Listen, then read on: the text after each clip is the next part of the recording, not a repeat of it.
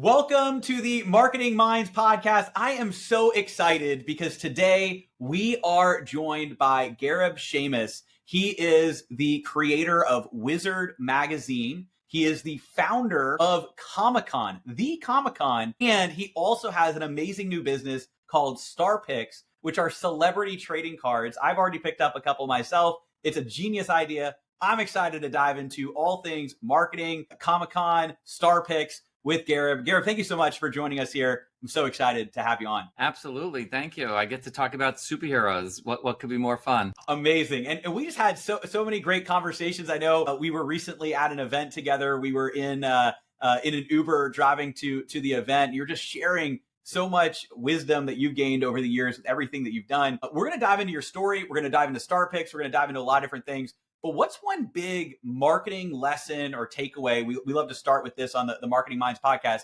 that you've gained from your years of experience, Comic-Con, your magazine, all the different things. What's one big marketing breakthrough that you've had that you'd want to share with the audience? The biggest marketing breakthrough I think we've ever had was the idea of making our fans part of the experience. Right? When people came to our Comic-Cons and they dressed up in costume, or they brought their collectibles, or they brought their families with them, the fact that they brought themselves and their full selves dressed up in all these costumes to the event, they became part of the experience. And it was not anything that we could do to create that experience. It was by the fans bringing it themselves that made the experience as incredible as it was. That is awesome. And you told a story which I thought was so fascinating. I feel like people need to know, which is how, dressing up at Comic-Con and the cosplaying, how that actually came to be. Do you mind sharing that with everybody? Because you were telling that story and I didn't know about it. And it was really cool to hear. Do you mind sharing that story with everybody? Absolutely.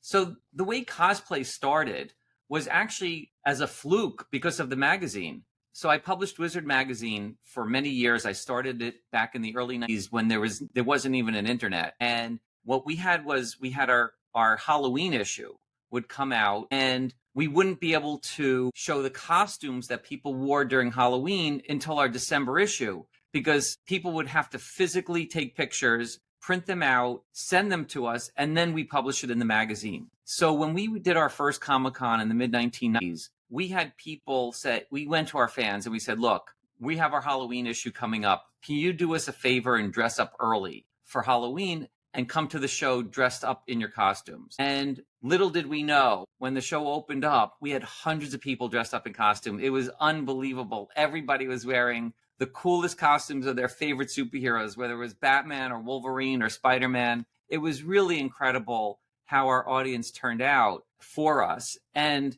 what happened was, when everybody kind of dressed up like that, all of a sudden, every other fan swarmed around them to take pictures with them and of them. And it was just one of these extraordinary experiences. So now we were able to take those pictures, put it in the magazine, and it came out in our Halloween issue. And the magazine was sold in 75 countries all over the world. So when the pictures of all these costumes came out in the magazine and everyone around the world saw it, it just set the world on fire. All of a sudden, everyone's like, holy crap, look what's going on here. And that kind of set off a chain reaction where every Comic-Con and all the ones after us, everybody started dressing up at the Comic-Cons. That's amazing. It's so incredible when you hear about these types of things that happen. And also it goes with your first point, which is really serving your fans and the thing that really is going to get them to be a part of it. These happy accidents happen. And then now it's such a big thing. It was really cool to hear about kind of the background.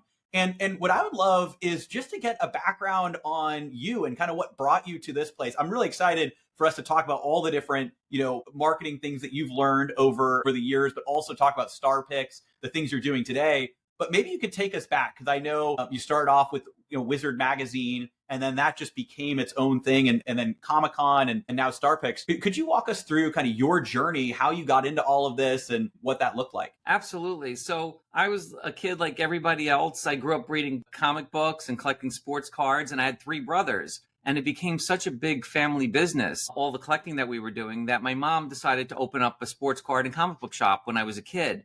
So it was literally like having a candy store in the family. Every family discussion every weekend. All we did was talk about cards and comic books. And it was just kind of the most wonderful childhood. And when I was in college back in the late 80s, it's when desktop publishing started emerging from Apple computers.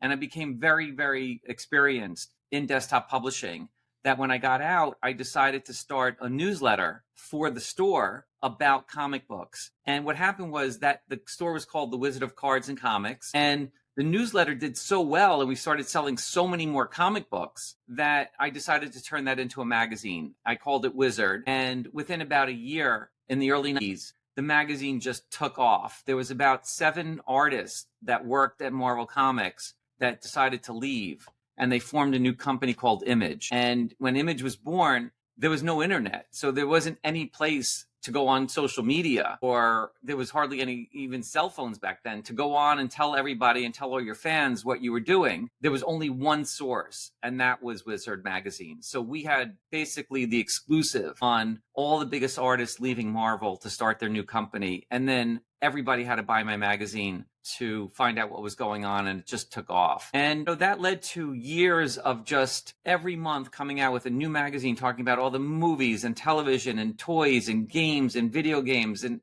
just everything that was coming out, comic book and superhero related. That by the mid-1990s, we said, hey, let's throw a party for our fans. And there were comic book shows, but there was nothing that covered the whole genre of superheroes. And that's when we started our Comic-Con business. And it was really actually just meant to be a party for our fans. And we kind of joked, because back then to be a geek or a nerd was literally like, I think I might have a disease or something. Like, we almost used to say that it was like, it just was not cool to be a geek or a nerd back in those days. So when we had our first event and we opened up the door, 20,000 people showed up. It was unlike anything that we could have ever expected. There were lines wrapped around the building. Everybody couldn't wait to get in. And we were just like, wow, we really have something here. That being a fan of comic books was something that people did almost in secret, because they didn't want to be found out that they were a geek or a nerd. And all of a sudden, for the first time, a lot of people got to see that there were a lot of other people like themselves. And that's what really started the whole kind of explosion in the superhero world. And then after we ran our first event, then it was like, wow, we got to do this again and again and again.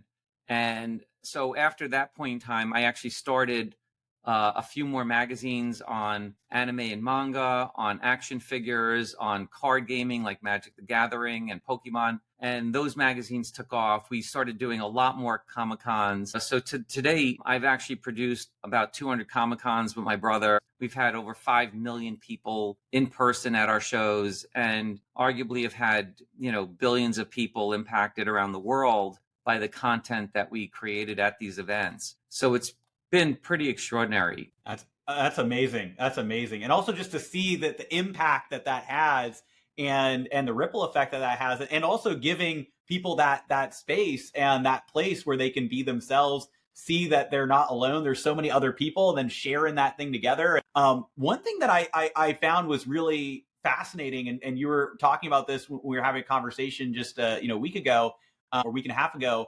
You were talking about how with the way that you were building this out, you started to see that there was an opportunity for fans to connect with the different stars and different celebrities and all of the different people playing the superheroes that they were looking up to. And then that's also a great segue into what you're doing now with Star Pics. Would you share like a little bit more about that, and like what that epiphany moment was, and how that kind of came to be with bringing in the different celebrities into Comic-Con, having that be a big part as well? Absolutely. So the interesting part when we first started is that there weren't a lot of movie and television projects around superheroes. Yes, there had been some corny TV shows made or in the past, or even if they were good, superheroes weren't taken seriously. And as we started growing, getting into film and television became something that a lot of our fans growing up, who were fans of comic books or fans of these characters,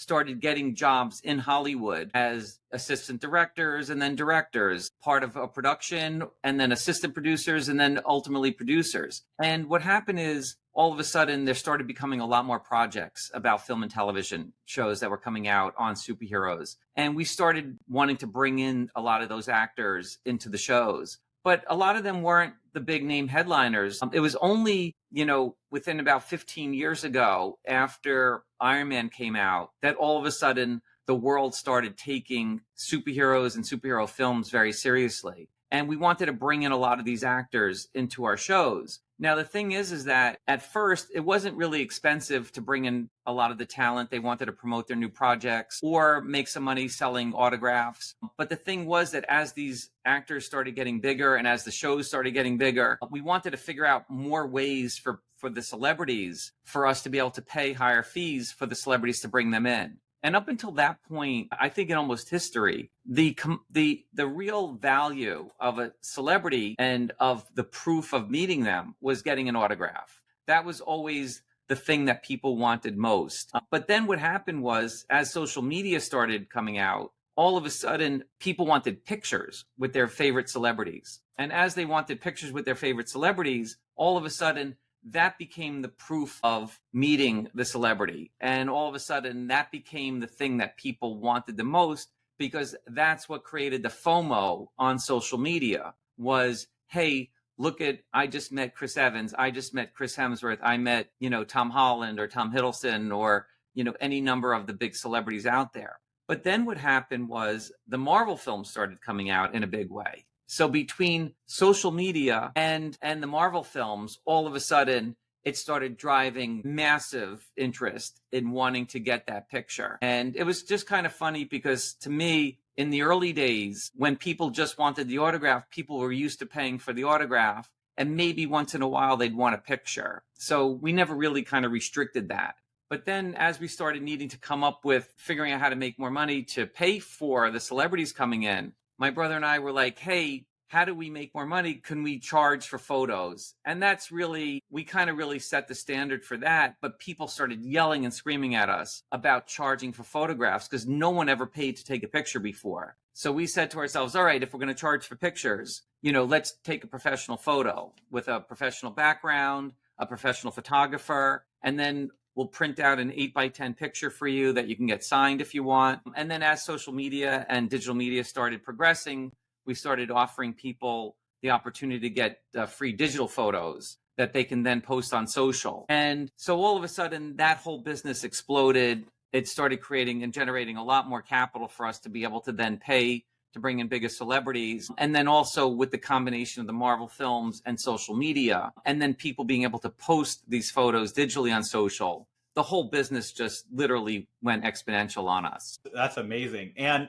also it speaks to the virality in the marketing side. What would you say are some of the lessons or the takeaways that you see on the marketing side from that also maybe somebody who's watching or listening to this can potentially even apply to their own business? What, with that virality, that kind of moment, like what did you kind of discover on the marketing side? So on the marketing side, the thing that we learned the most was literally empowering our fans and giving them every opportunity to be able to share with their friends what world they're a part of, what they're doing, how they're doing it, and making them jealous that they're not involved. I mean, it was literally all about FOMO. How do we get people to show their friends what they're doing that's really cool and fun and that their friends aren't doing, that they'd want to be involved the next time around? And that's what we did. I mean, we really were very big on user gen content back before it was called user gen content and UGC, because in the magazine, we would encourage people to draw pictures of their favorite superheroes. We'd show that in the magazine. We'd get people to send pictures of action figures that they've made on their own, and we'd show that in the magazine. We got people to decorate envelopes, and we got people to dress up in costume. We'd show it into the magazine. Everything was about showing people and empowering them in our medium that we had, that they could then show their friends or their classmates or their family, look what I'm doing. And then on top of that, we would feature every new artist, new writer, every new character, every new company so that the companies would do the same thing. They'd be able to go back to their audiences and say, hey, look, I just got featured in Wizard. I just got featured in the toy magazine. I just got featured in the anime magazine. So everybody could show everybody else what's going on so that they can prove, in a way, almost justify, what they're doing with their lives. Because in the early days, creating, stuff in the comic book and the toy and the gaming world was not seen as a career choice that their parents would have approved of. So the more we gave them validity, the more we did validate, what they were doing and how popular it was, the more it translated to us benefiting from that experience, because the fans were kind of showing everybody else. So at the Comic-Cons, the more we gave people the opportunity to take pictures and to show what's going on there, the more they can share on social media, the more viral it became, the more everybody wanted to participate. That's amazing. And it really is. It's the user generated content, far before that was even a term, and having your fans really do a lot of the marketing for you. And out of curiosity, was there much more marketing than that? Of course, you had the Wizard magazine, so I know that helped kick it off initially, but was it mostly the virality and the fans sharing it? Were there other marketing strategies that you did? I'm curious on that side, as you were building it out. We did a lot on the marketing side. However, so much of it revolved around sharing and organic sharing. So when we would get a big celebrity like a Gal Gadot or a Chris Hemsworth, or kind of you name it, Chris Evans, a lot of what we did was we made sure that when we got the big name celebrities, that the fans got so excited about it that they'd want to be able to share that with their friends, that this character or this actor is going to be at the show. And what would also then happen is we would do contests that people could win a chance to meet the celebrity, which was huge because we could spend literally single-digit thousands of dollars in buying media, and then everybody would share it with their friends saying, I'd want to do that. So we would be able to spend thousands of dollars and get tens of thousands, if not hundreds of thousands of responses out of it. Now we're talking about millions and millions of other impressions, but we would literally get 30 to 50 to 100,000 people to respond to these offers that we would run.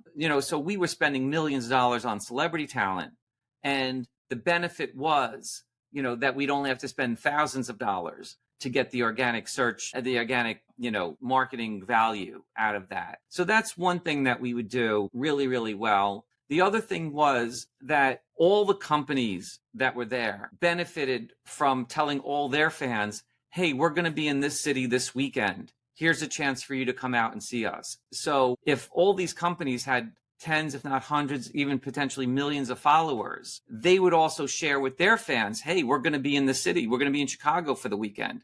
We're going to be in Philly for the weekend. We're going to be in Austin for the weekend. We're going to be in LA for the week. Wherever we ran our cities around the country, especially, then their fans would want to come out to see. And then the other thing was we would have something called Artist Alley, where anybody that was involved in the creation of making comic books or toys or games or anime or manga, they would have tables at our show. And they would also, on an individual basis, share on their social that they would be there. So everything that we did was about enabling our partners to let their fans know that they were there. And the difference between us and like trade shows used to be that on a trade show, they would sell you their booth and then hope that the experience would come about. With us, it was we would create the event, but then also do a lot of programming. So we also made sure that when these companies showed up, or these celebrities showed up, or the artist or writer showed up,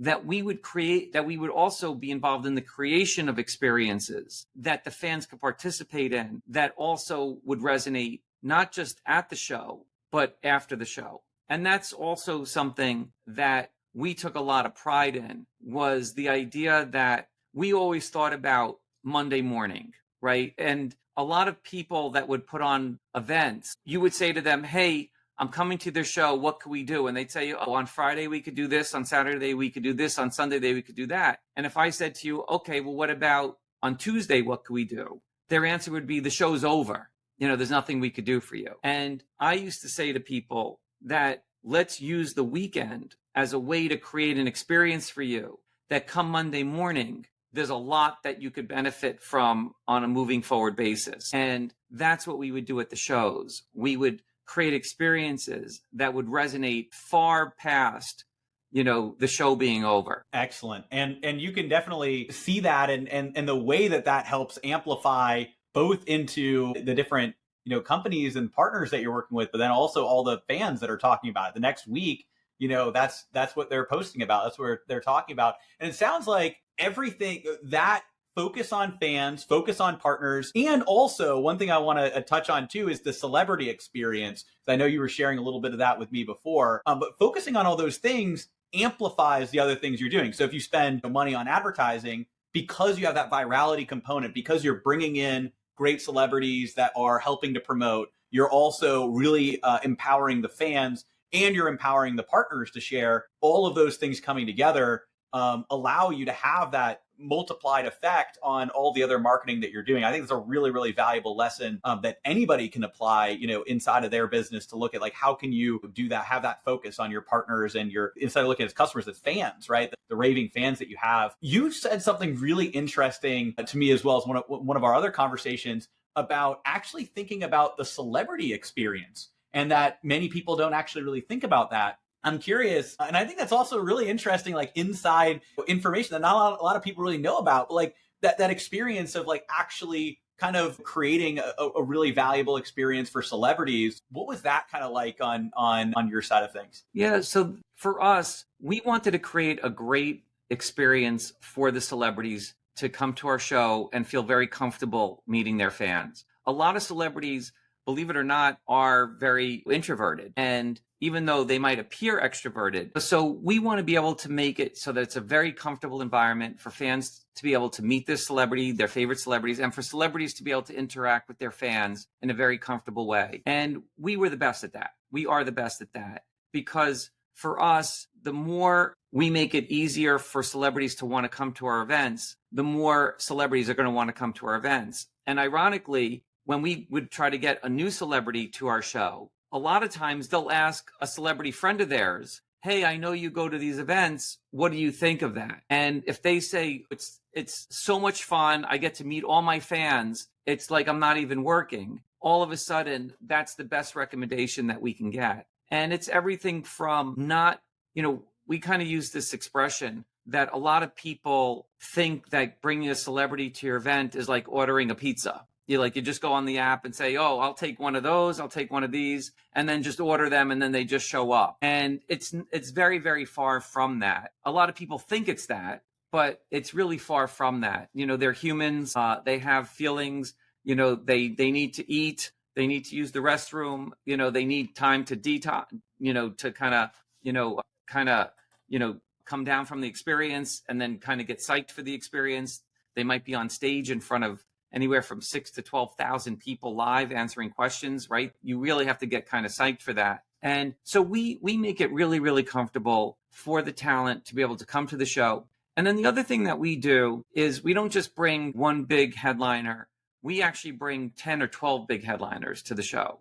So, and these are all lead actors in films or TV shows. So when another actor sees another actor that's a lead actor in a big hit film or TV show, they also feel more comfortable. And a lot of times we'll bring multiple actors from the same show or the same film so that a lot of times they haven't seen each other since they stopped filming. So, we've had so many of these awesome experiences where all of a sudden Chris Hemsworth, gets to see Tom Holland and they haven't seen each other since they got off the set of the Avengers. To see that interaction is really kind of, really just really fun to see. That's awesome. That's awesome. And it just goes to, I think one of the big superpowers that you have is creating these amazing, experiences for everyone, for the fans, but also for the celebrities, for the partners. I can just tell from like how you share everything that you just have this ability to go and see like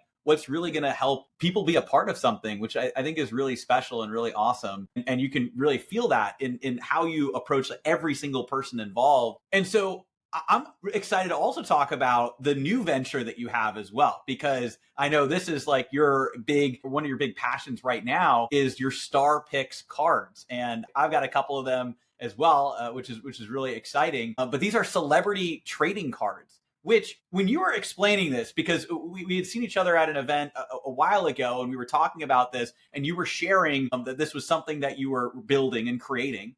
And I remember thinking in my head, why is this something that doesn't exist yet?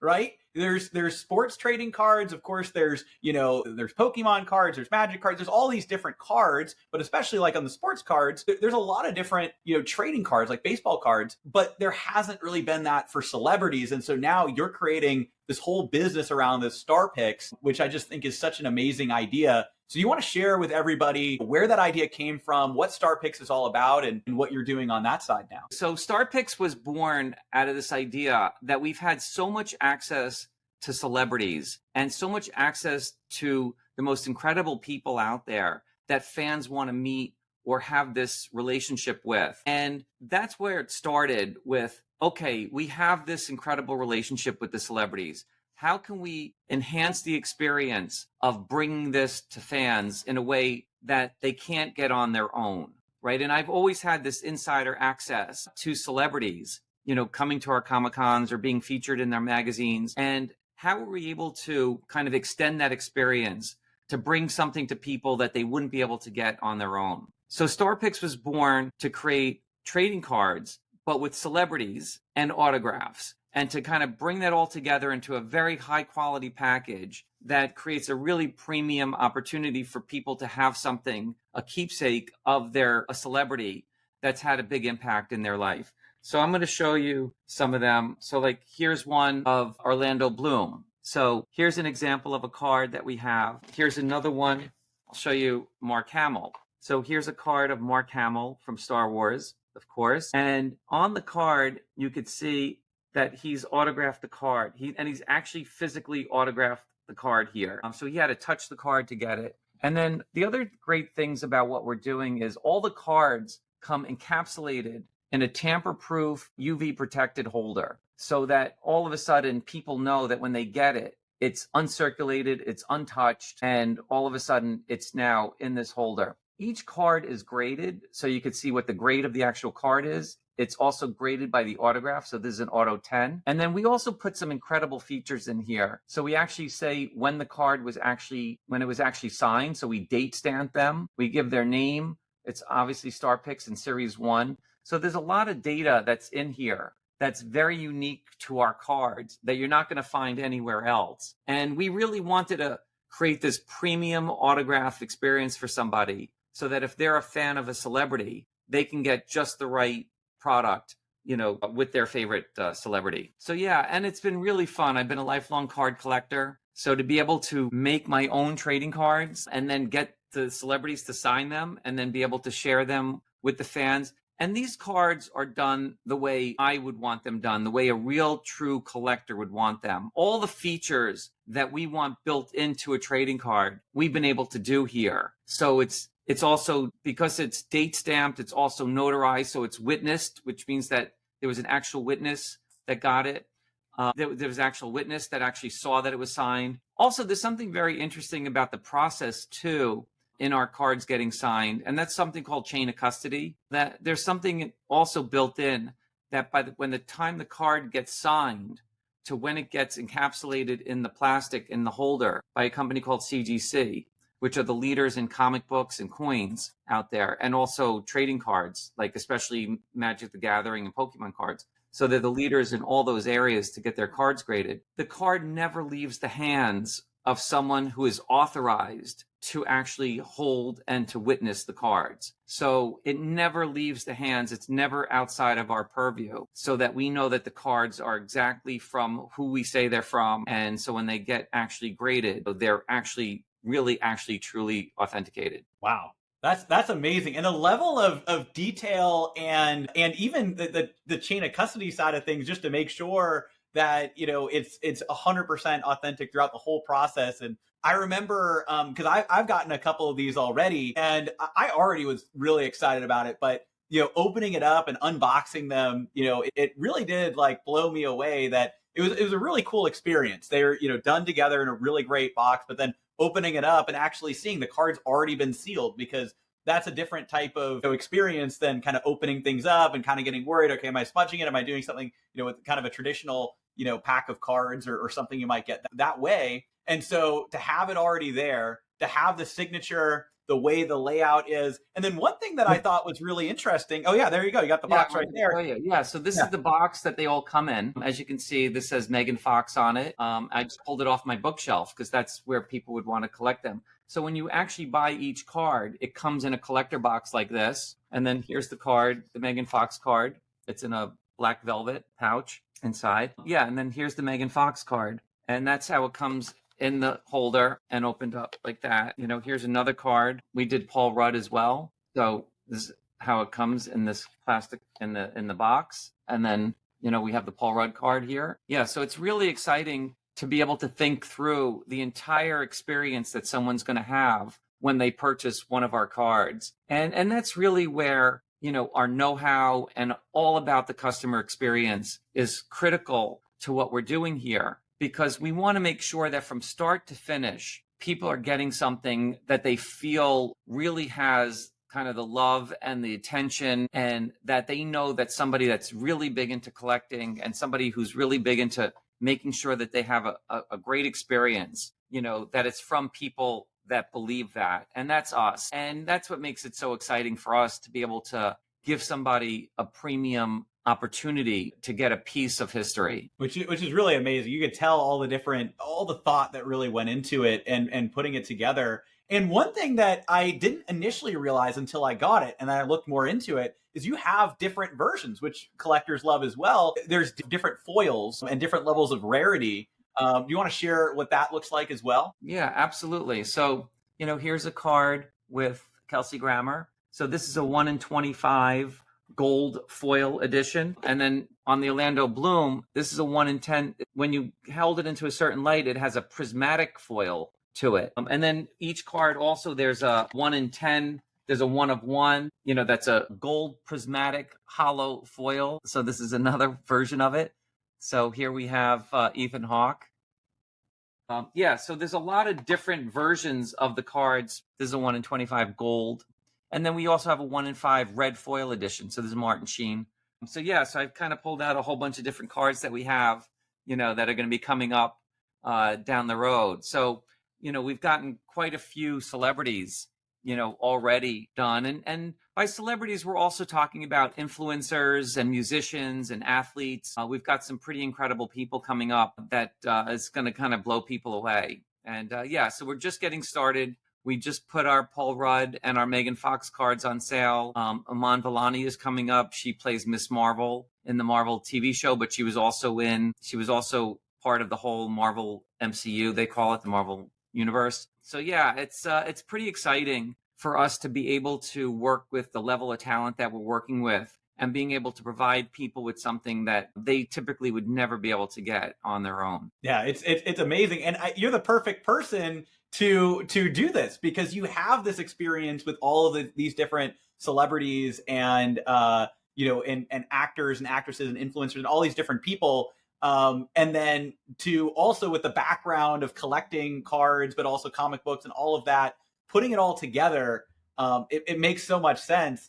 And so where did this idea, I'm just very curious, like, where did this come from? And what was that kind of process like, realizing that this was a big opportunity? Because I think the other thing a lot of people who might be watching this might be thinking about is where do some of these great ideas come from? Because I hear this, and I think people hear this, and it is a really great idea.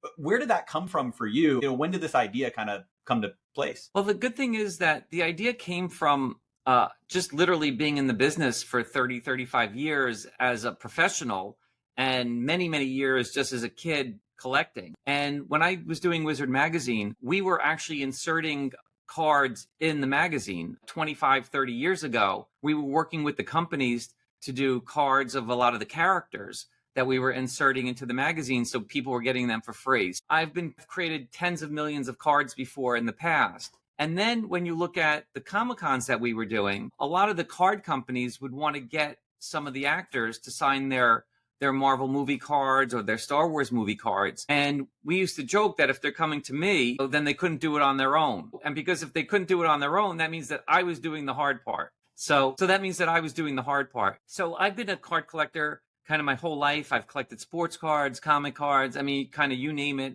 I've got unopened basketball rookie cards. I've got unopened packs of the first edition Marvel cards. I mean, you kind of name it, Star Wars cards. And, so I've always loved the trading card business. And, I really wanted to make my own cards. And we said, hey, if we make our own cards and we have access to all the celebrities, why don't we kind of put the chocolate and peanut butter together and create our own celebrity autograph trading cards? And then when we kind of went through it, we're like, wow, we can make cards. We know how to do that. We've been doing that for 25 years.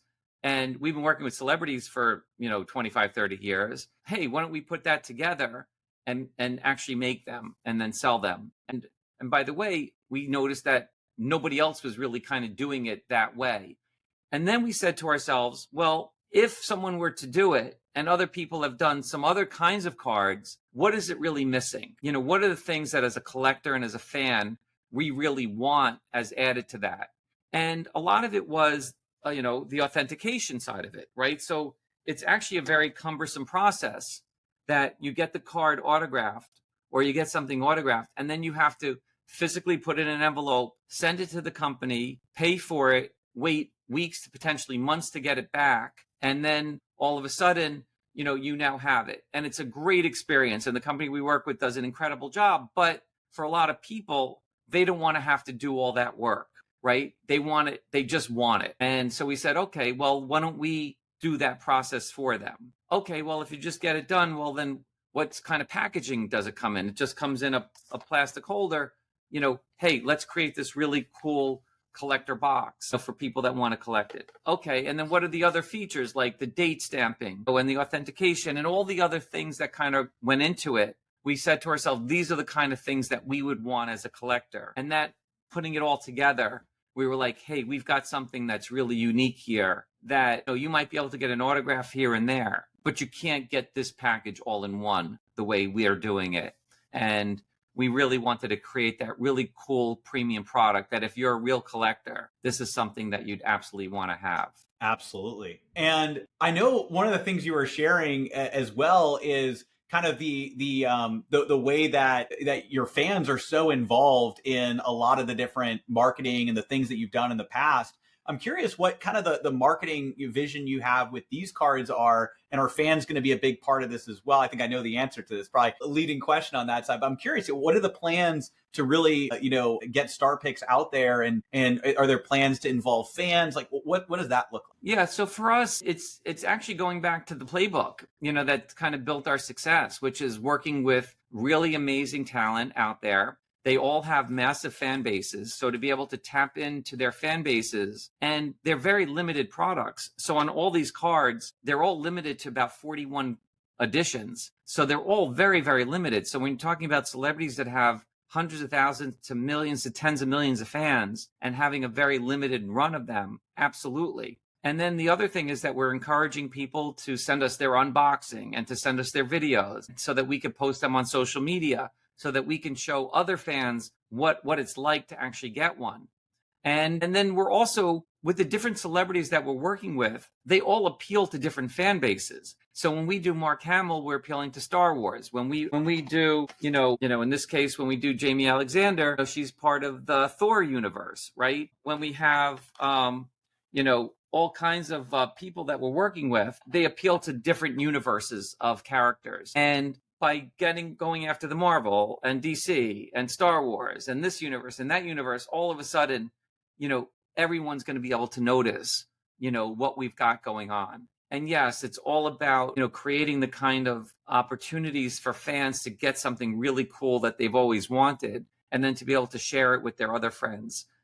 That, hey, look what I got. Isn't that something that you'd probably want too? That's awesome. And I can see that in real time too. It was one of the things, like one of the first things after, texting you, but I, texted my family. I'm like, look at this card I got, the couple first ones I had, but then I was telling a friend of mine about it, and he ended up getting the Paul Rudd one as well. So it's that, like, that effect, that fan effect. And as you have more cards, then there's going to be, so there's people that are collectors that want to get as many as possible. I love the vision of this as well. But then there's also, like you said, the people who are the fans that they have one person that like, that's like, they might not collect all, but they're going to collect their celebrity or character that they love the most and really resonate with. And so you're going to get the combination of collectors and individual fans and all of that, which I think is amazing. And so you also shared a little bit of, and we can, go there on the podcast or not, but you shared some ideas, because of course there's the world of, NFTs and things like that. And,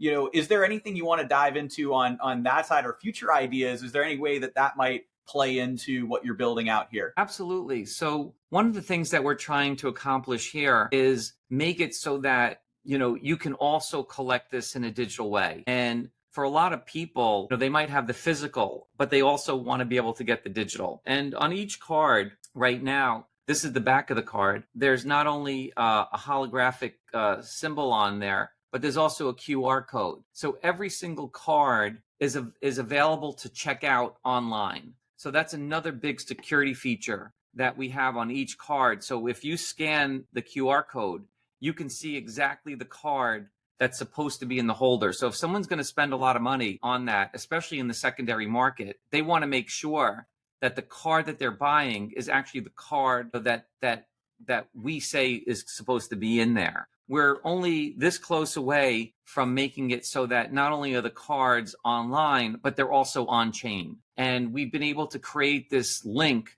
between the physical and the digital so that you have what's called a proof of ownership. So that when you show somebody, the digital, you actually know that I own the physical to that, and vice versa. So that when you show somebody the physical, you have the digital. So that whether it comes to being proof of ownership or showing people that you have it, that it's yours, that's the easiest way to be able to do that. So yes, the digital is going to be a very big component for us. And then as we kind of get into this whole digital era, this new digital era that's coming about, whether it's AI and Web3 and blockchain technology, being able to have that digital connection is actually going to be critical. And people may not be thinking about it a lot right now, but it's absolutely something that people are going to be thinking about down the road. And we're going to be on the forefront of that technology. That's amazing. And I think this is where the future is too, is the combination of the NFTs combined with, so on-chain combined with the physical and actually having the card itself. I think that combination is really amazing because there's so much evolving in the digital realm, but also there's that benefit of having the real physical thing, having it, proofed and it's encased and graded and all of that, which is great. And so I'm excited to dive in just a second. I've got another question where I want to ask about what you're doing in the art world, because you kind of alluded to that when we were talking before, and I'm alluding to it now, I guess, on the podcast. But I'm very curious because you have some really amazing things on that side. But before we do that, as we're getting towards the end, because we always like to dive into a few more golden nuggets right at the end after we do kind of the where can we find you. I think right now is a great spot to ask, where can people get these StarPix cards? Like you hear this. I know for me, it was an instant buy. We were in the Uber. I'm like, all right, I got to do this. But for people who are listening or watching, where can they go to get the StarPix cards? So for us, it's very easy to find us. We have a website called starpixcards.com, and we have them available on our website. We also are on Instagram. We're on X. We're on all the social platforms. Probably the best place is on Instagram, where you can find us at StarPix Cards. You could just look us up. There's a link directly from there to our website. And yeah, we're doing very limited edition drops right now. So we're only doing one card at a time, so people have an opportunity to purchase them. And then as the company grows, we're going to increase our frequency of our drops. So we're really excited about that. So yeah, for us, you can find us on social. All you got to do is search StarPix Cards, and we're going to come up, whether you type us into Google, whether you type us into Instagram, whether you type us on our website. It's very easy to find us out there. Awesome. And we'll include the links down below, whether you're watching this on YouTube or on Spotify or podcasts. And of course, this is just a reminder with the Marketing Minds podcast, especially if you're new, if you're listening, this is a really exciting episode. So I'm sure we're going to have some new listeners and viewers here. Be sure to subscribe on YouTube and also on Spotify or your favorite podcast platform. We've got video on YouTube and Spotify, and then audio on all the different podcast platforms. And so now I'm really curious because it's like you have this amazing idea. And then, and I'm so excited with Star Pics and everything that you're building here. But it was like and then one more thing moment in our last conversation when you started talking about revolutionizing the world of art and with your own, art cards, art trading cards. Could you explain, what that is, what that idea is, what that looks like? Because I know I was really excited about it, and I'm curious for you to share with everybody here as well. Yeah, so we're really excited that we've got this new opportunity that we're doing. The only thing I could share about it now, because we're not ready to kind of launch it yet, but we've gotten a lot of comic book companies that want to work with us, with their characters. So we're probably going to start out doing comic book art cards, of characters, and work with artists and get original sketches done of characters that people really want to collect. And it's really exciting for us because it's a whole different way of being able to share art, but also do it in a card format. And we think that there's a lot of opportunities there for a lot of these characters that people love and they collect, for us to be able to share that art in card format. So we think that there's a whole new opportunity for us on the card art side. And that's going to also expand tremendously, into a lot of other areas. But for now, it's really exciting for us because my entire life, we've been working with thousands of artists and illustrators that have brought your most favorite characters, through comic books, to whether it's film or television or just through comic books themselves. And so it's really exciting for us that we're going to be able to announce pretty soon some of the brands that we're going to be working with. And we couldn't be more excited about that. So so from our standpoint, we're going to be able to be very revolutionary in terms of using the card format, to be able to present a lot of really interesting things to people that they haven't seen before. That's exciting. So a lot more on the horizon. And I think that the formula that you have of creating those trading cards and getting them graded and in a display case, and then also in the future on the chain is really great. I'm excited to see how that applies to even more things, the different artwork and different comic books and artists that you talked about, which I think is going to be amazing. And then the last thing is any other marketing wisdom, insights, or just general wisdom that you want to share with the audience, people listening right now, a lot of entrepreneurs, a lot of marketers, but also I'm sure a lot of people are really excited about all the things that you're building as well. Any final things you want to share on the marketing side or just overall? Yeah, I mean, a lot of it echoes what we've talked about in terms of the marketing, but I can't emphasize enough about empowering your fan base. A lot of people feel like, it's a one-way conversation. If our fans only understood, or if our customers only got the grasp of it. And I think if you kind of turn the conversation around and talk to your audience and find out what it is about what you're doing that's appealing to them, that resonates with them, and that how they could be your biggest advocates out there. There's no greater messaging than to potential clients or potential customers or to other fans from the existing fans that love what you do, and they can explain it in ways that you can't, right? So like you're one person, or even if your organization has a whole bunch of people, there's nothing that beats the power of many and the voice of many getting out there. And we've always done that. We've always tried to do that, which is empower our fans to speak on our behalf to all the other fans out there. And when you kind of focus on that level of experience and what type of platform you can give your fans to share with others, it actually, you don't even need to talk as much if your fans are going to help do your selling for you. And we've always tried to do that. We've tried to do that through creating a really great product and letting it speak for itself. And sometimes it might take a little bit more time. Sometimes it might take a little bit more effort and energy, but over time, you're not going to get a better opportunity than to let your fans speak on your behalf.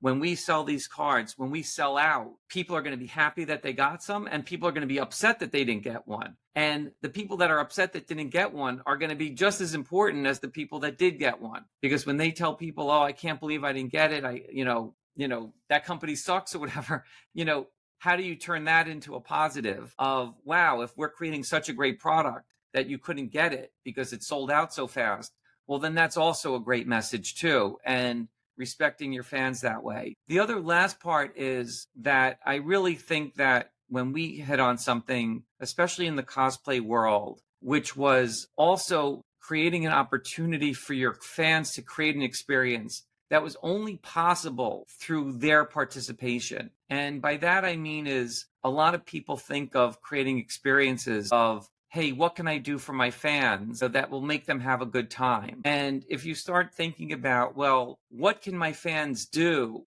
that can enable them to create a great time for themselves and their friends and their other like-minded fans, and try to set up a situation that fans could make other fans excited about the experience, and that you're the facilitator as opposed to coming up with what that idea might be, then all of a sudden you're going to hit on something really, really big. And I think I challenge everybody to kind of come up with what those types of opportunities are going to be that enable fans. Only through their participation will that be possible. And I think if you kind of just take those words and kind of print them out and put it over your desk and look at it every day, I think you're going to come up with something that's pretty extraordinary, and that's going to create something that can be very viral for you and your market. And it may not be something that goes global, but it's something that within your own business or your own industry or your own universe is going to become very, very valuable to both you and your fans. That's amazing. That's amazing. I think that's an amazing way to sum up a lot of everything that you shared, which is really